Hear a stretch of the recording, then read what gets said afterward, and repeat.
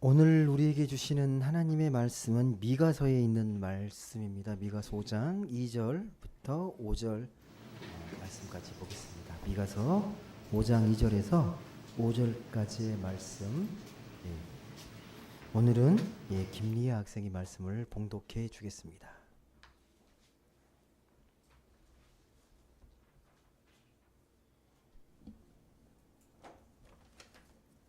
베들레헴 에브라다야, 너는 유다 족속 중에 작을지라도 이스라엘을 다스릴 자가 내게서 내게로 나올 것이라. 그의 근본은 상고의 영원에 있느니라.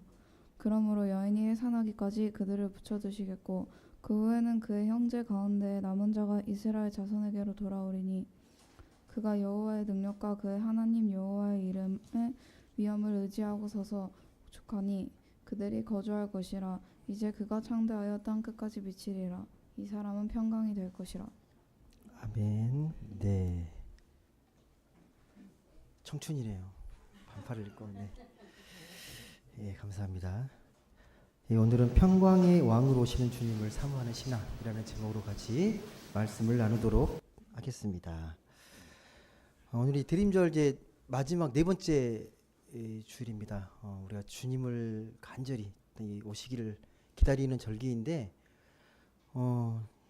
예배 때마다 우리가 매주 예배를 드리고 하나님께 말씀을 듣고 또 찬송하고 기도하는데 매주 이렇게 진행되다 보면 이게 어느 순간에 보면 이 내용보다도 형식에 매일 때가 참 많습니다.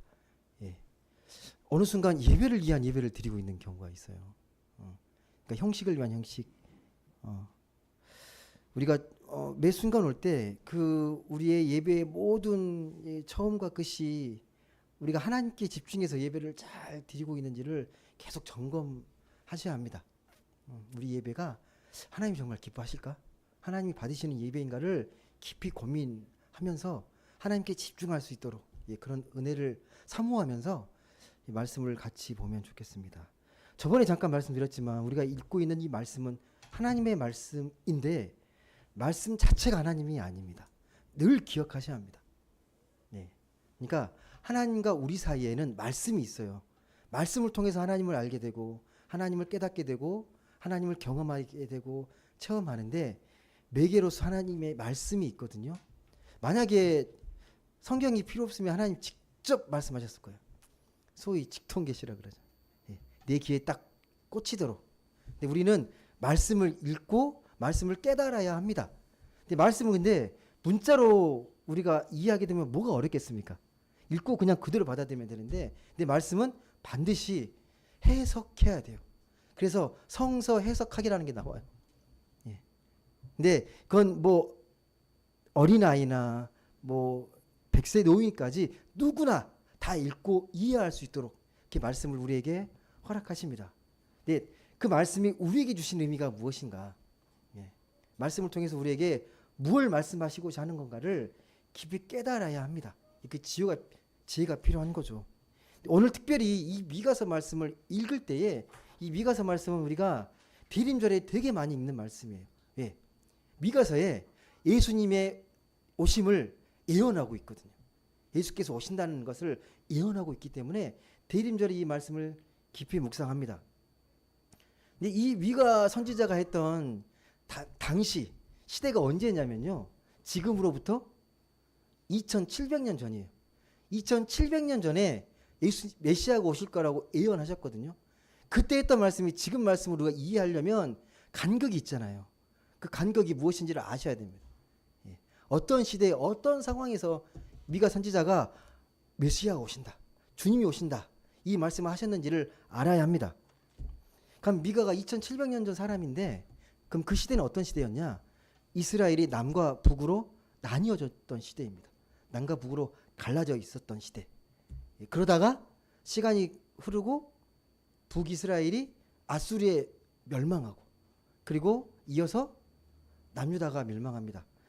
먼저 북이스라엘이 아수리에 멸망하게 되는데 그 전쟁이라는 게 되게 비참하잖아요. 전쟁에서 이제 특히 패망한 민족과 나라는 수많은 사람들이 죽고 가족을 잃고 노예가 되고 다 뺏기고 삶의 터전을 다 잃어버립니다. 완전히 사라지게 되는 겁니다. 예, 그런 비극을 겪었던 민족이 이스라엘인데 훗날 이 북이스라엘이 망하는 걸 보고서도 남유다도요 똑같은 절차를 밟게 됩니다. 똑같은 이유로 나라가 망하게 돼요. 영적으로 봤을 때. 딱 바벨론에서 무너지게 되는데 한 140년 이후에 남유다가 이제 또 멸망을 당합니다. 이 멸망하기 전까지 수많은 선지자들이 하나님의 말씀을 예언합니다. 그리고 선지자가 외칩니다. 너희들 이대로 하면 망해. 심판받아. 제발 회개하고 돌아와.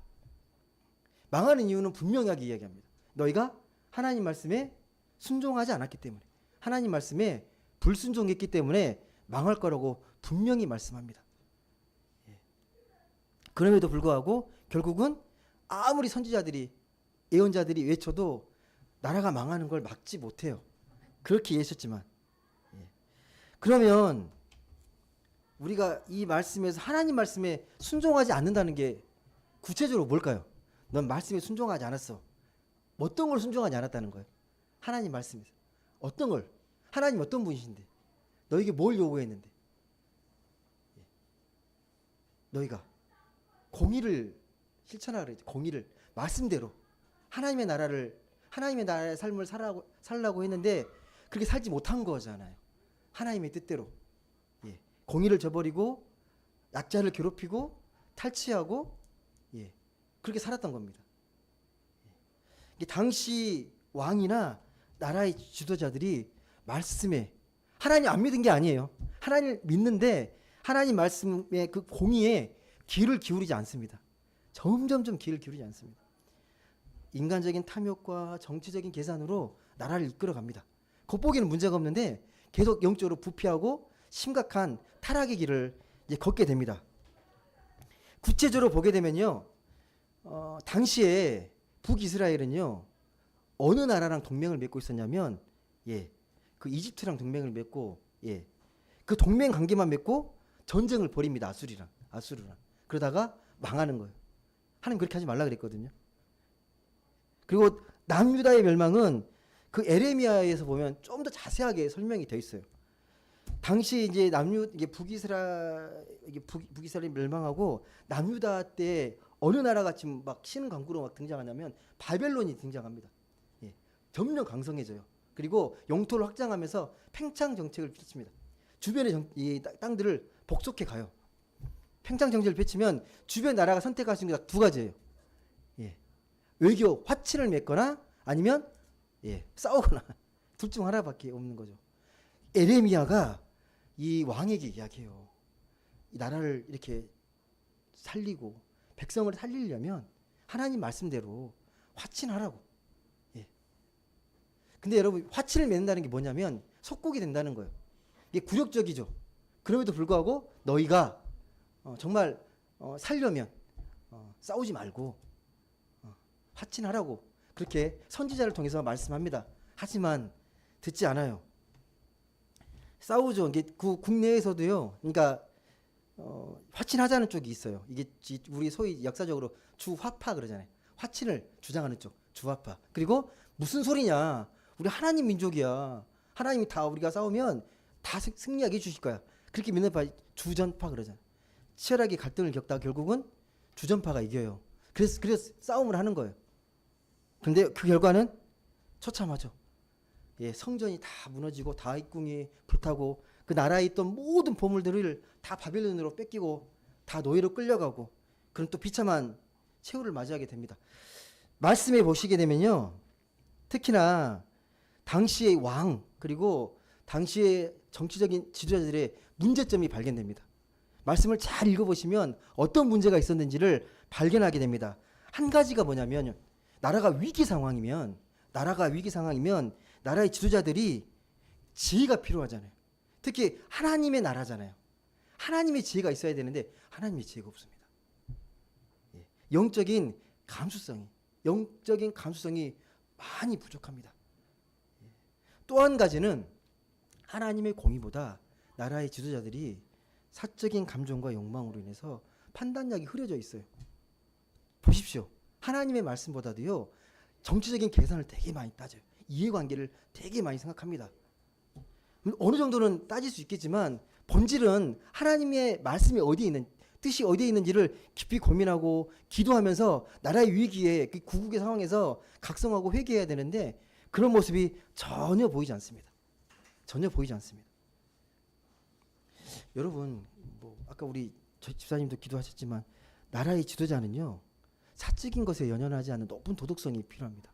그래도 높은 도덕성이, 정치적인 감각뿐만 아니라 역사에 대한 바른 이해를 갖고 있어야 되고 철학적인 식견도 필요합니다. 그리고 특히 지도자는요, 사사로운 감정에 연연하면 안 됩니다.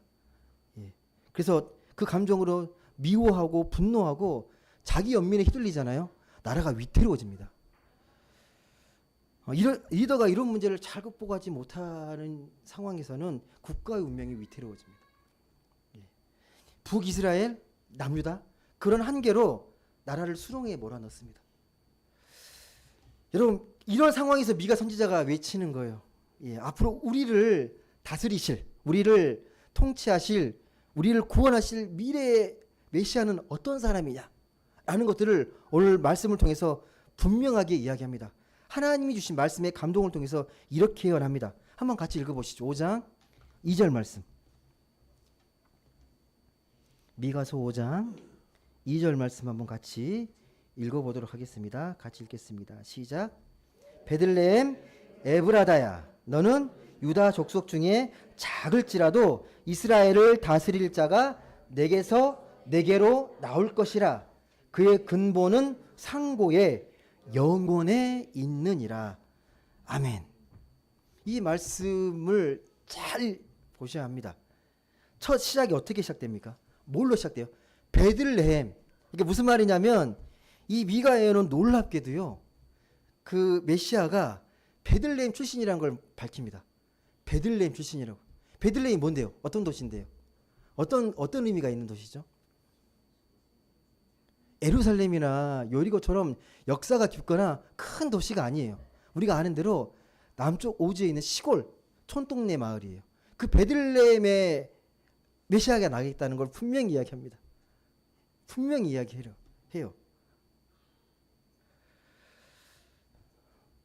근데 당시 정서로 보게 되면요, 이 말씀이 호응하기 어려워요. 무슨 우리를 구원할 메시아가 베들레헴 에브라다에서, 아니야, 그럴 리 없어라고 이야기하는 거예요. 미가는 그러면서요, 베들레헴만 언급한 게 아니라 마지막에 어떻게 마무리합니까? 마지막 그의 근본은 상고에 영원에 있느니라. 베들레헴을 이야기하는데 그 기원과 뿌리는 영원, 태초에 있다는 걸 분명히 이야기합니다. 무슨 말씀인지 이해되십니까? 여러분, 당시에요, 메시아가 다윗의 가문에서 나올 거라는 것은 이미 많이 퍼져 있었어요. 퍼져 있었는데 그 뿌리를 더 찾아보면 상고에 있다, 영혼에 있다, 태초에 있다라고 분명하게 말씀하는 거예요. 여러분, 그 메시아의 기원이 그러니까 아득한 옛날 태초까지 거슬러 올라간다는 말인데, 여러분, 역사적인 진리의 사건들이 있잖아요. 우리의 삶의 진정성, 본질은요, 늘 태초로 올라가요.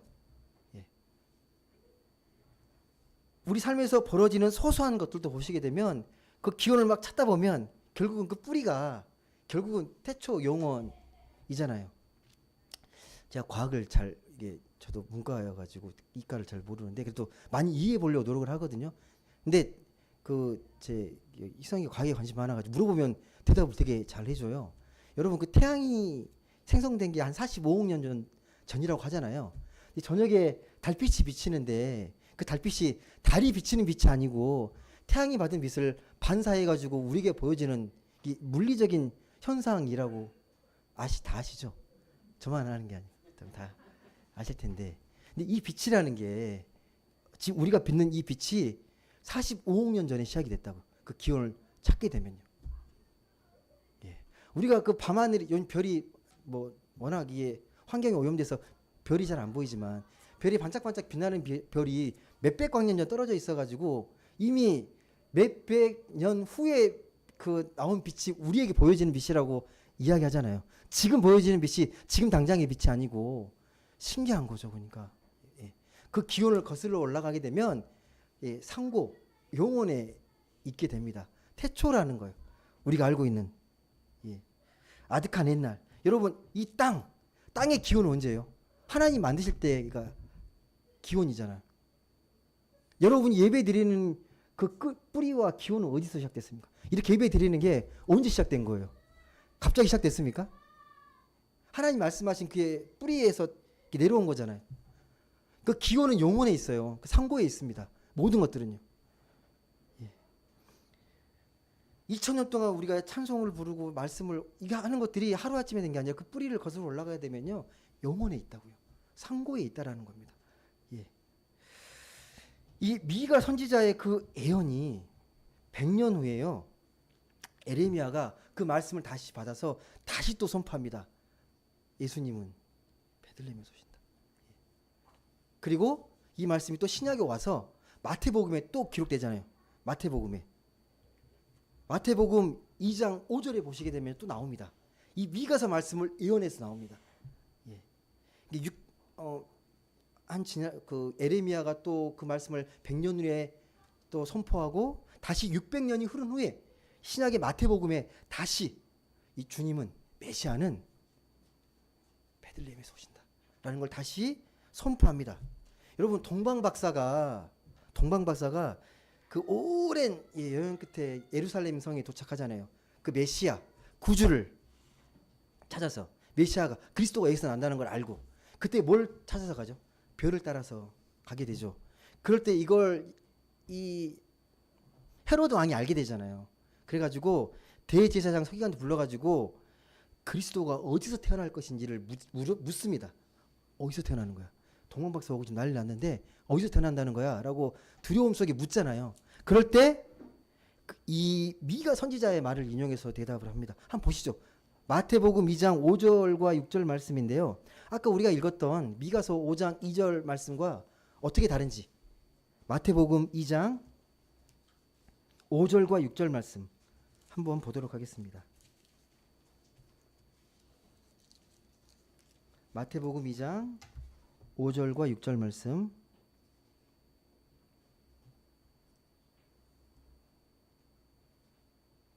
왕이 지금 물어보는 겁니다. 헤롯 왕이 대제사장과 서기관들을 모아가지고 어디서 그리스도가 나는 거야? 라고 물어봤더니 5절과 6절에 이렇게 대답합니다. 한번 같이 읽어보겠습니다. 시작.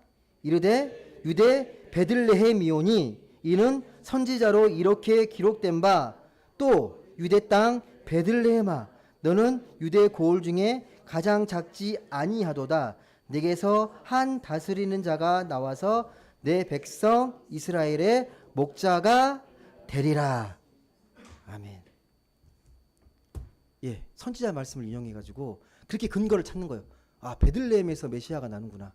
이미 2700년 전에 우리 시간으로 이렇게 예언됐던 걸 다시 기록을 찾아가지고 이야기하는 겁니다.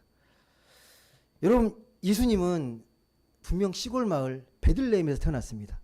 그리고 그 어디서 자라냐면 나사렛 동네에서 자라요. 나사렛은 어떻게 인식되어 있냐? 나사렛에서 무슨 선한 것이 있어라고 무시받고 선대받던 땅입니다. 근데 그곳에서 자랐던 예수를 초기 기독교인들은 메시아라고 믿었습니다. 그 분을 우리는 메시아라고 고백하고 있습니다. 그럼 질문을 당연히 해야죠. 무슨 근거로 그를 메시아라고 우리가 믿냐라는 거죠. 무슨 근거로 믿습니까? 전에도 말씀드렸지만 이스라엘 유대인들이 기다렸던 메시아는 정치적인 메시아입니다. 그들의 아픔과 압제에서 그들을 해방시켜줄 그 메시아를 기다리고 있었습니다. 그런데 아니잖아요. 메시아가 왔다고 하는데 세상이 그대로인 거예요. 세상이 그대로고 하나님의 아들이라는 사람이 십자가에 달려 돌아가시고 이해가 안 되는 거죠. 하나님의 아들이시면 말씀 한마디면 세상을 다 뒤집을 수 있잖아요. 말씀 한마디로. 가난한 사람도 부하게 만들어버리고 병든 자 다 고쳐주고 죽은 자 다 살려내고 그렇게 구원하면 되잖아요. 그렇게 이 세상에 정의와 평화를 실현하면 되는데 왜 그렇게 안 하느냐는 거죠. 하나님의 아들이신데 왜 그렇게 안 하느냐는 거예요. 예수가 오기 전이나 온 이후나 세상은 전혀 달라진 게 없다는 거예요. 여전히 세상은 알 수 없는 이유로 불행을 당하고 고통을 당하는 사람이 너무 많고 뻔뻔한 사람들은 계속 뻔뻔하고 예. 메시아가 오셨는데도 세상은 전혀 달라지지 않은 현실. 예. 근데 그럼에도 이 초기 기독교인들 그리고 우리는 주님을 메시아라고 고백합니다. 그 근거가 뭐라는 거예요? 무엇 때문에 그걸 우리가 그럼에도 불구하고 예수님은 하나님의 아들이시고 우리를 구원하신 구주라고 고백을 합니까? 그런데 미가 선지자는 이 5장 4절에서 보시게 되면 미래의 메시아를 이렇게 표현합니다. 한번 같이 보실까요? 미가 선지자 말했던 5장 4절 말씀. 미가서 5장 4절 말씀.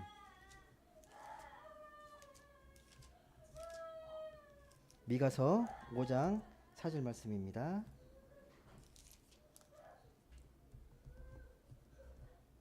미가서 5장 4절 말씀 같이 읽겠습니다. 시작.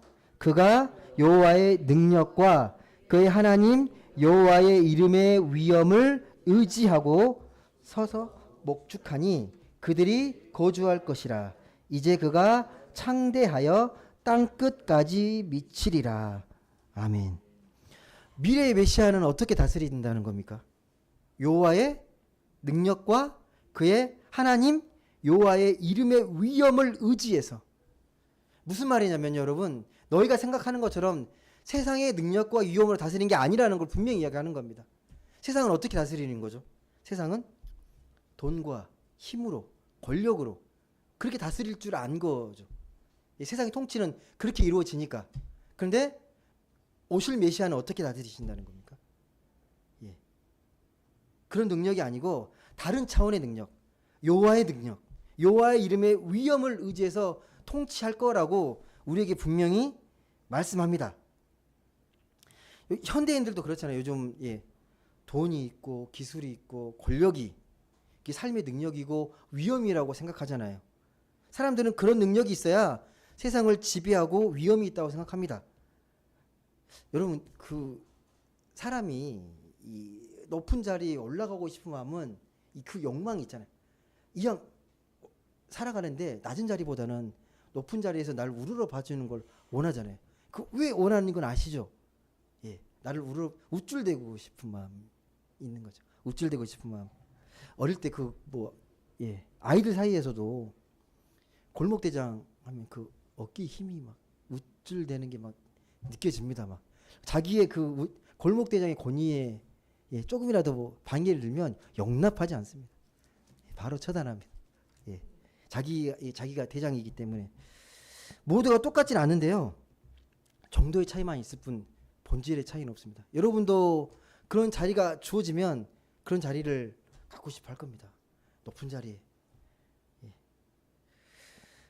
여러분, 모든 사람들은 그런 욕망이 있어요. 높은 자리에 가고 싶은 마음들. 지금보다는 더 나은 자리, 낮은 자리보다는 높은 자리에 대한 욕망이 큽니다. 그런 딜레마가 거기에 있는 거죠.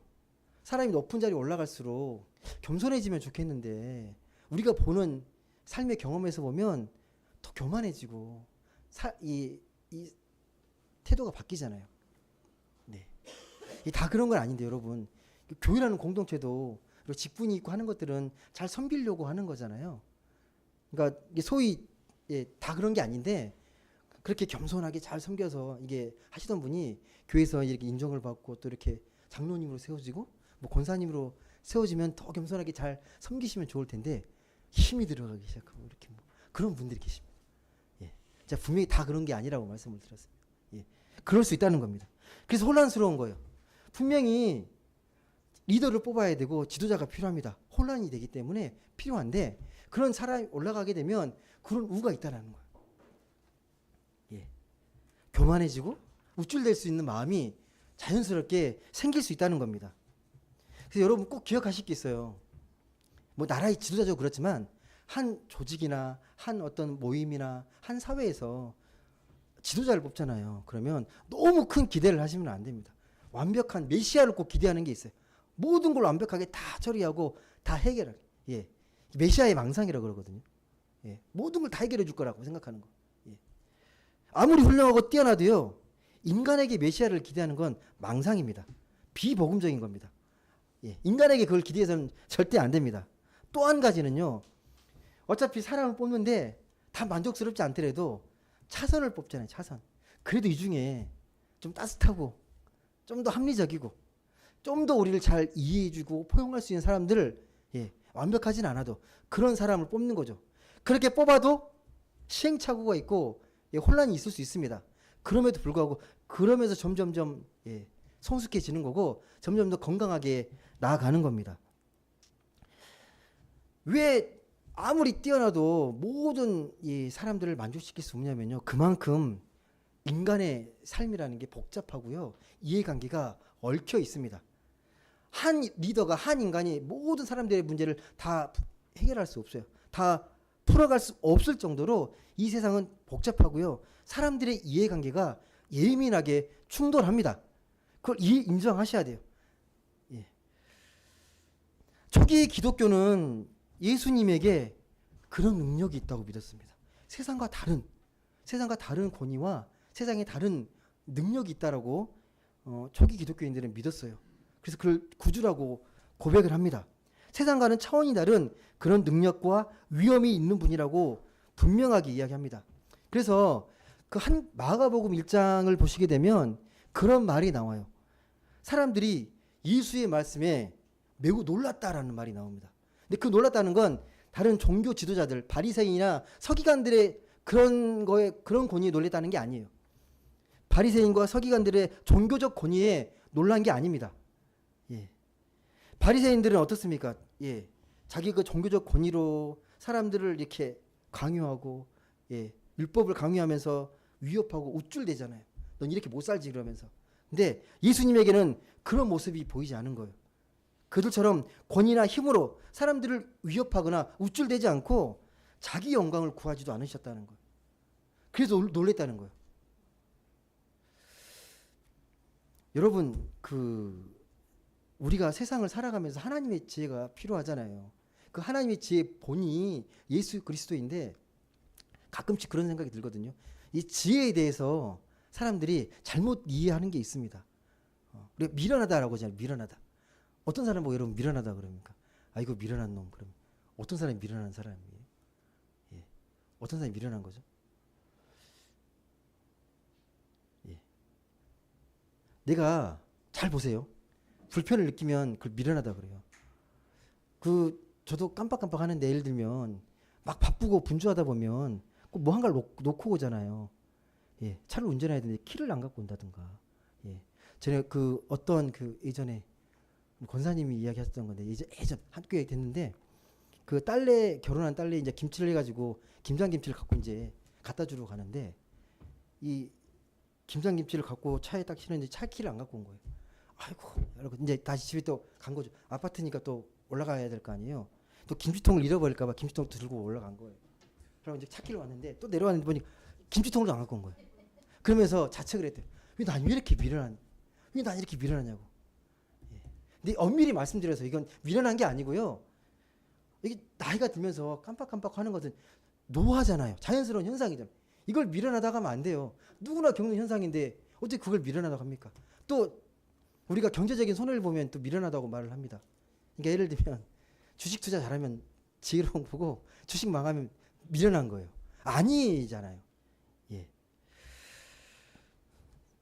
안경을 쓰고 있는데 안경을 찾습니다. 내 안경 어디 있지? 핸드폰 들고 있으면서 핸드폰을 막 찾아요. 이거 미련한 건가요? 어떻게 생각하세요? 미련한 게 아닙니다. 내가 불편하게 느끼면 자꾸 미련하다고 착각을 하는 거예요. 네 육체가 불편하고 그렇게 느끼는 걸 미련하다고 생각하는 거예요. 아닙니다, 여러분. 하나님의 중심으로 생각하고 말하고 이게 하나님의 지혜거든요. 그러니까 내가 삶을 고민하는데 뭐가 미련한 거냐면 그 안에 하나님의 지혜가 없는 게 미련한 거예요. 내가 깊이 고민하는데 하나님 없이 고민하는 게 그게 정말 미련한 겁니다. 예. 세상에서 일어나는 이런 일들은요. 결코 미련한 게 아닙니다. 누구나 겪는 것들이잖아요. 예수님께서 말씀하시는데 늘 하나님의 중심으로 생각하고 말하고 또 생명의 본질에 깊이 참석하는 그걸 보면서 놀란 거예요. 예. 말씀의 그런 율법적인 거에 매이지 않고 늘 생명을 생각하고 하나님이 어떤 마음인지 아시냐고 물어보는 것들, 그 깊이 천착하는 능력에 사람들이 놀란 겁니다. 다르네. 바리새인과 서기관들이 말한 걸 너무 다른데, 근데 이게 감격이 있고 기쁨이 있고 평안이 있는 거예요. 예수의 말씀을 듣는데 마음이 편안해지는 거예요. 그 권위에 놀란 거예요. 분명히 종교적 권위가 아닌데 놀란 겁니다. 한 번은 주님이 이제 예루살렘 성전에 이제 십자가 지시기 전에 이제 예루살렘에 올라와서 성전에 들어가시잖아요. 근데 성전에 들어갔더니 어떤 일이 벌어져 있습니까? 장사를 하잖아요. 그걸 보면서 매우 분노합니다. 하나님의 집을 장사하는 집이 도둑의 소굴로 만들었다고 상을 다 엎고 막 하면서 분노하십니다. 우리가 봤을 때는 이 거룩한 분노인데 종교 지도자 봤을 때는 이 소란꾼이에요. 이 안정되어 있는 이 제도 속에 있는 이 시스템을 파괴시키는 소란꾼처럼 느껴집니다. 그리고 안식일에 막 사람을 구하고 병자를 고치고 그러면서 이렇게 말하는 거죠. 안식일은 사람을 위해 있는 거지 사람을 위해서 어떻게 안식일이 있냐. 바뀌었나요? 잘못. 아니, 사람을 위해서 안식일이 있지 안식일을 위해 사람이 있겠냐라고 분명히 말씀합니다. 이걸 듣고도 좋아하겠습니까? 그 종교 지도자들이 안 좋아하잖아요. 공개적으로 비판하는데 뭐 좋아하겠습니까? 그리고 로마를 향해서는 이렇게 말을 합니다. 몸은 죽여도 영혼은 능히 죽이지 못하는 자들을 두려워하지 말고 오직 몸과 영혼을 능히 지옥에 멸하실 수 있는 일을 두려워하라. 로마를 향해서 한 말이거든요. 로마도 달갑지 않은 거죠. 체제를 전복시키려고 그러나? 라고 생각할 수 있는 거잖아요. 사람들은 그래요. 사람들은 내 편이 아니면 그 사람이 아무리 옳아도 대적합니다. 내 편이 아니면요. 옳은 것 같아도 내 편이 아니면 그 사람은 원수예요. 배척하게 되어 있습니다. 주님은 그렇게 당시의 기존 질서에 저항하면서 하나님의 나라를 선포했습니다. 하나님의 중심으로 생각하고 그 생명에 대해서 깊이 천착하면서 말씀을 전하고 하나님의 나라에 대해서 그 복음을 전하셨습니다. 그러다가 결국 일종의 마녀 사냥처럼 십자가에 처형 당하신 거잖아요. 미가서 5장 마지막 절 상반절에 보시게 되면 이 예수에 대해서 분명히 이렇게 말씀합니다. 5장 5절. 이 사람은 뭐가 될 것이다? 평강이 될 것이다. 예수님이 살아계셨을 때는 분란을 일으키는 존재 같은데 분명히 말합니다. 주님은 우리에게 평강이 될 것이다. 평강으로 오실 것이다. 미가와 같은 시대에 활동했던 선지자가 누가 있냐면 이사야라는 선지자가 있어요.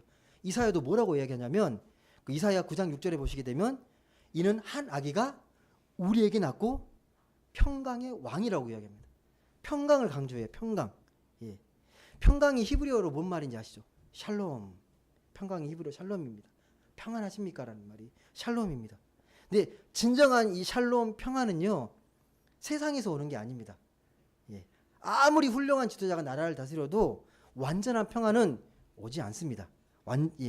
성경에 따르게 되면 그 완전한 평안은 하나님에게로부터 주어지는 거고 하나님과의 관계에서 누릴 수 있는 게 그게 진짜 평화입니다. 그걸 샬롬 그러는 겁니다. 하나님에게 느낄 수 있는 평화. 이걸 요한복음 14장은 분명히 이렇게 이야기합니다. 많이 읽었던 말씀일 거예요. 예수님이 우리에게 하신 말씀이거든요. 제자들에게 하신 말씀이지만 오늘날 우리에게 하신 말씀입니다. 한번 보시죠. 요한복음 14장 27절 말씀. 요한복음 14장 27절 말씀.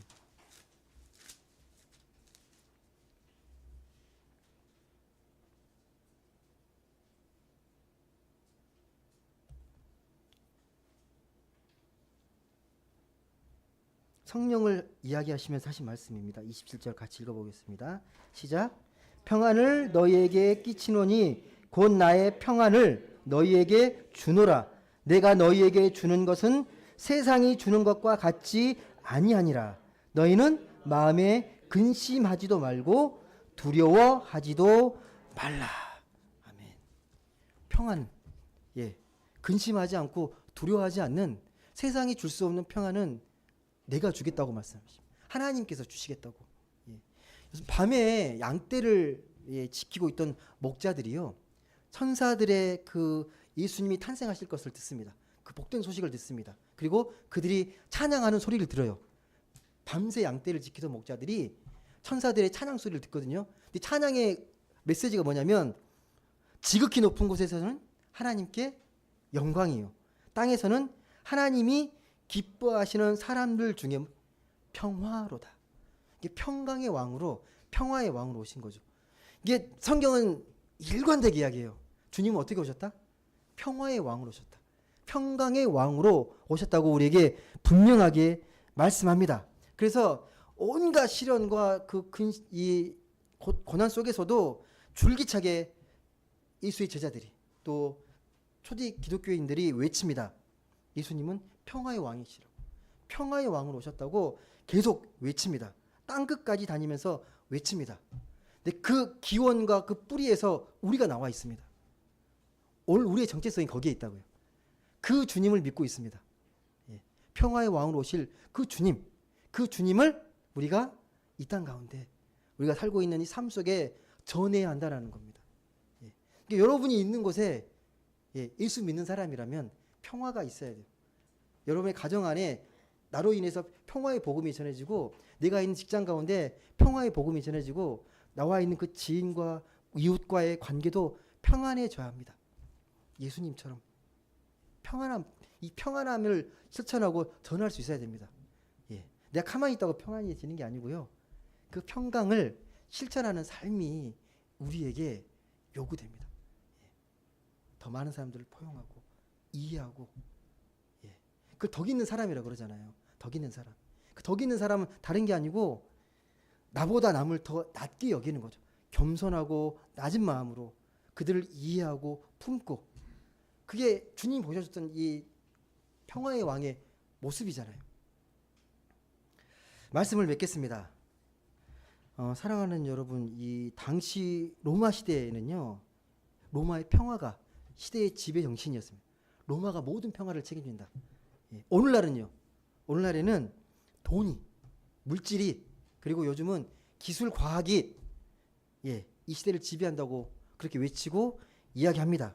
그러니까 기술이 있어야 잘 살고 부자로 살아야 평화가 보장된다라고 우리 계속 이야기합니다.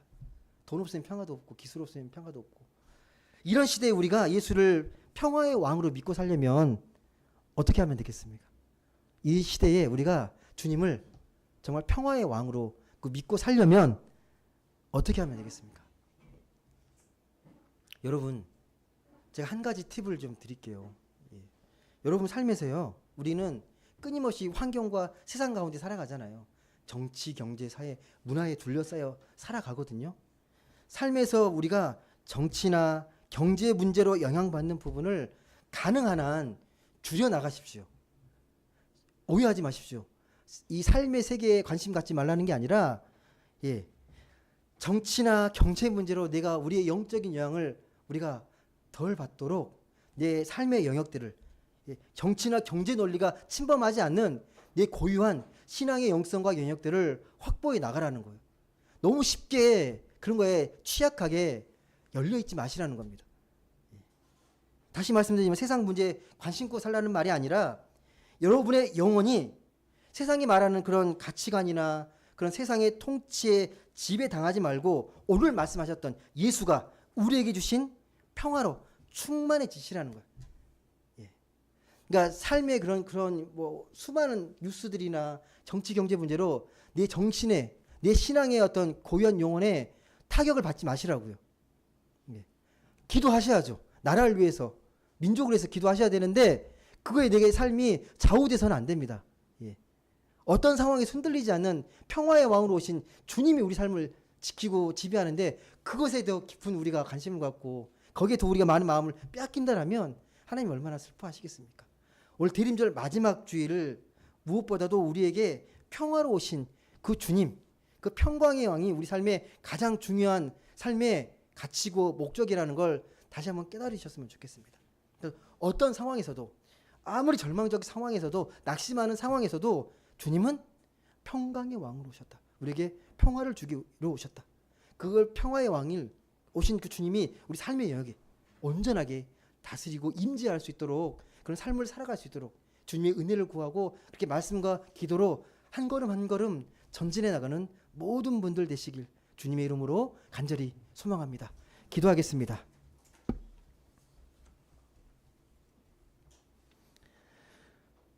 사랑과 은혜의 하나님 감사드립니다. 오늘 또 귀하고 복된 날, 특별히 오늘 대림절 마지막 주일, 이제 곧 성탄을 앞두고 주님께 예배드렸습니다. 이 예배 드리는 우리의 마음속에 우리가 주님을 정말 잘 기다리기를 간절히 소망합니다. 그냥 시간이 흘러감으로 기다리는 것들이 아니라 정말 주님을 기쁘고 구원의 주님으로, 우리 삶의 소망으로, 우리의 믿음으로 오시는 그 주님을 우리가 간절히 기쁘게 설레는 마음으로 기대하며 기다릴 수 있는 우리 모두가 되게 하여 주옵소서. 주님은 우리에게 평강의 왕으로 오셨다고 말씀하십니다. 그 평화의 왕으로 오신 그 주님을 다시 한번 깊이 생각하고 이 시대에 필요한 평강이 무엇이고 평화가 무엇인지를 더 깊이 깨닫고 묵상하며 살아가는 우리 모두가 되게 하여 주옵소서. 그래서 성탄절날 기쁘게 주님 오셨다고 외치고 복음을 전할 수 있는 우리 모두가 되게 하여 주옵소서. 감사드리며 사랑이 많으신 예수님의 이름으로 기도드립니다. 아멘.